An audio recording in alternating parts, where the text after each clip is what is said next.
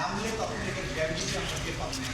দেখুন 56,000 বর্গ মাইলের জুড়ে কিন্তু এই অপরাধটা হয়েছে এবং পুরো রাষ্ট্রযন্ত্র, পুরো প্রশাসন যন্ত্র এই অপরাধের সাথে অধিকাংশ ইনভলভ ছিলেন। সুতরাং এই তদন্তে সম্পন্ন করতে একটা রিজনেবল টাইম লাগে। আমরা জানি না সেটা কতদিন, তবে সেই সময়টা যাতে খুব বেশি না হয় সেটা আমরা এনশিওর করার চেষ্টা করবো। বিচারের সব কিছু এভিডেন্স তাজা থাকতেই আমরা তদন্ত শেষ করবো এবং সেটা বিচার প্রক্রিয়ার মধ্যে নিয়ে আসবো। কিন্তু এক্স্যাক্টলি টাইমটা বলার জন্য এখনও বোধহয় সময়টা ম্যাচিউর হয়নি। আমাদেরকে আরও তদন্ত সংস্থায় লোক দরকার হবে, প্রসিকিউশনের লোক দরকার হবে। আমরা যখন ফুল স্ক্রিন মাঠে নামবো তখনই বুঝতে পারবো যে আর কতদিন সময় লাগবে। তবে প্রয়োজনের চেয়ে একদিন বেশিও নেওয়া হবে না এবং আমরা চেষ্টা করব দিন রাত্রি কাজ করতে। জাতির প্রতি যে আমাদের অঙ্গীকার, যে জাতির সন্তানেরা এত বড় স্বাধীনতা এবং মুক্তি এনে দিয়েছে, তাদের জন্য তদন্ত সংস্থা এবং প্রসিকিউশন যদি দিন রাত কাজ করে এই বিচারের কাজটা সঠিকভাবে করে দিতে পারে, আমরা মনে করবো এই জাতির জন্য আমাদের একটা ক্ষুদ্র আকারে অবদান হবে। সুতরাং টাইম টেবিল করলে আজকে কিছু বলতে পারছি না। পূর্ণ উদ্যমের তদন্ত শুরু হওয়ার পরে একটা ধারণা করা যাবে, তখন হয়তো আপনি যেমন করেছে যে 14 সালের ইলেকশনের আগে একটা বিচার করার জন্য বিচারগুলো টেনে নিয়ে যাবেন। বর্তমান সরকার কোনো রাজনৈতিক সরকার নয়। এই সরকার এসেছেন রাষ্ট্র কাঠামোটাকে ঠিক করে দেওয়ার জন্য। এই বিচার প্রক্রিয়া দীর্ঘ হলে এই সরকারের কোনো নির্বাচিত হওয়ার কোনো কারণ নেই, সম্ভাবনা নেই। সুতরাং এই সরকারের কোনো রাজনৈতিক অভিলাষও থাকতে পারে না, নেই বলে আমরা জানি। কোনো বিচারকে কোনো রাজনৈতিক উদ্দেশ্য হাসিলের জন্য ব্যবহার হবে না, এটা আমরা আজকে প্রসিকিউশনের পক্ষ থেকে জাতির কাছে পরিষ্কার করতে চাই। এই বিচারের পেছনে কোনো রাজনৈতিক অভিলাষ নেই।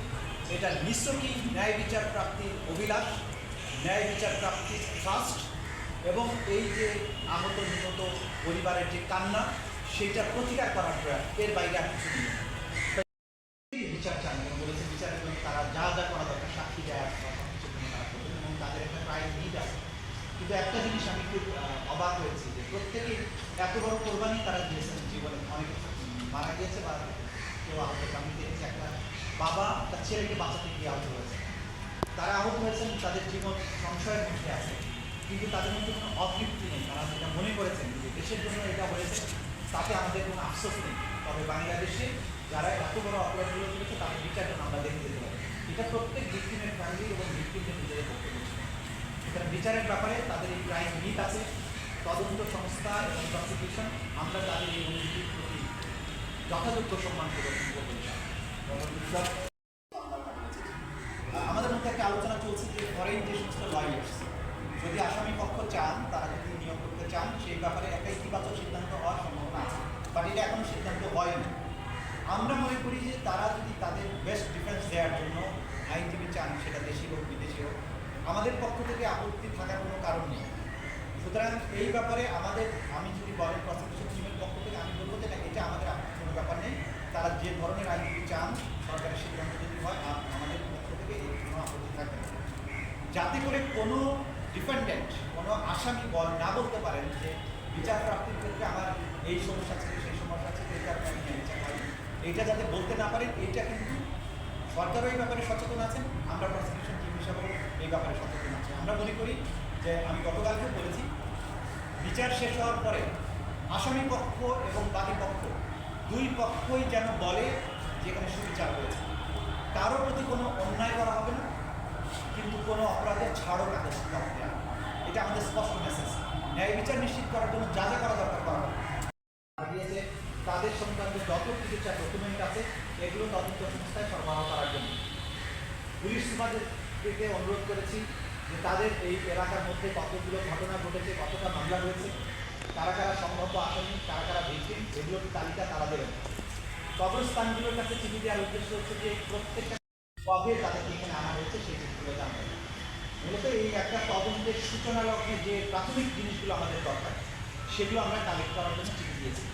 আরেকটা চিঠি আমরা দিয়েছি সকল মিডিয়া হাউসগুলোকে, সেটা প্রিন্ট এবং ইলেকট্রনিক মিডিয়া যারা প্রশাসনে আছেন তাদের কাছে চিঠি দিয়েছি যে আপনাদের কাছে এ যাবৎকালে এই আগস্ট বা জুলাই বিপ্লবের যত ডকুমেন্টস আপনাদের ক্যামেরায় ধারণ করা আছে, আপনাদের রিপোর্টে ধারণ করা আছে, এই সব কিছু কপি আমাদেরকে সরবরাহ করার জন্য সেটাও আমরা রিকোয়েস্ট করছি, আশা করছি সেগুলো আমরা পেয়ে যাব।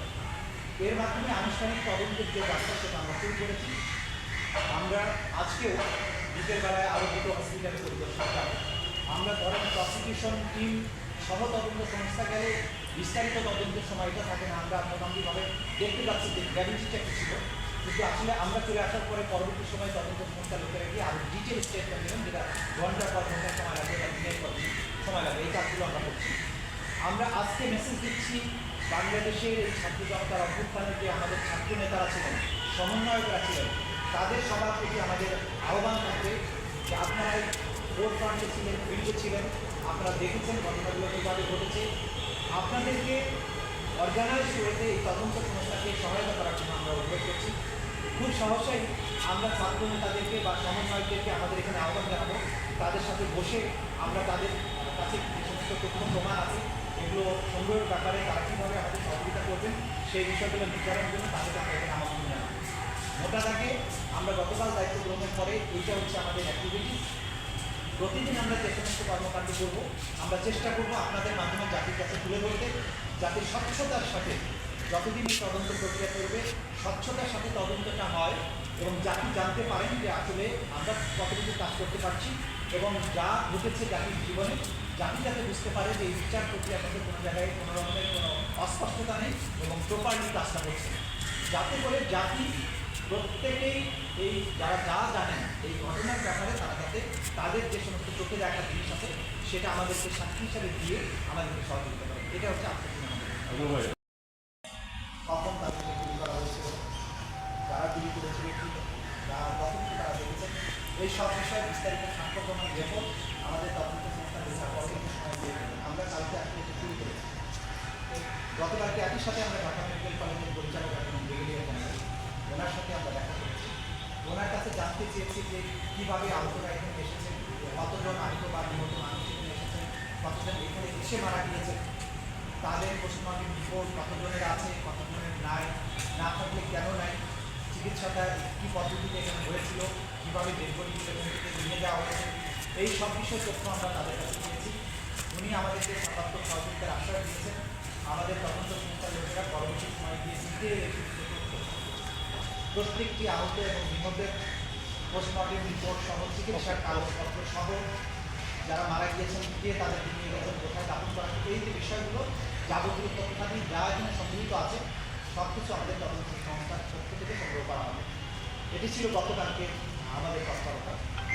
আজকে আমরা বাংলাদেশের সকল জেলা প্রশাসক, সকল পুলিশ সুপার, সকল সিভিল সার্জন, সকল সরকারি এবং সরকারি হসপিটালের যারা প্রশাসনে আছেন, দায়িত্বে আছেন, তাদের কাছে চিঠি পাঠাচ্ছি। পাশাপাশি যে সমস্ত বড় বড় কবরস্থান আছে সেই কবরস্থানের যারা প্রশাসক আছে তাদের কাছে চিঠি পাঠানো হচ্ছে। যে বিশ্ববিদ্যালয়ের ভাইস চ্যান্সেলরগুলোর কাছে আমরা চিঠি পাঠাচ্ছি যে সেখানে কী ঘটনা ঘটেছে। তো এইগুলো চিঠিতে আমরা অনুরোধ জানিয়েছি হসপিটালে কতজন আহত নিহত মানুষ গিয়েছিলেন, যারা আহত আছেন সেখানে চিকিৎসাধীন, তাদের খোঁজখবর নেওয়ার জন্য হসপিটাল দেখার জন্য এবং আমাদের সাথে তদন্ত সংস্থার লোকেরাও ছিল। সেখানে গিয়ে আহতদের অবস্থা কতটা দুর্গমভাবে নিয়োজিত হয়েছে, কাউকে আগুনে করা হয়েছে, তোমাকে দোষী দিয়েছে আওয়ামী লীগ বিজয় ছিল তখন তাদেরকে কীভাবে গুলি করা হয়েছে। বেশি সেখানে আমরা কাশ্মীরের পরে আমরা বাচ্চাকে বাচ্চাকে গুলি করেছে, তার দুটো পায়ে পায়ে ম্যাক্সিমাম অংশ ছিন্ন বিচ্ছিন্ন হয়ে গেছে।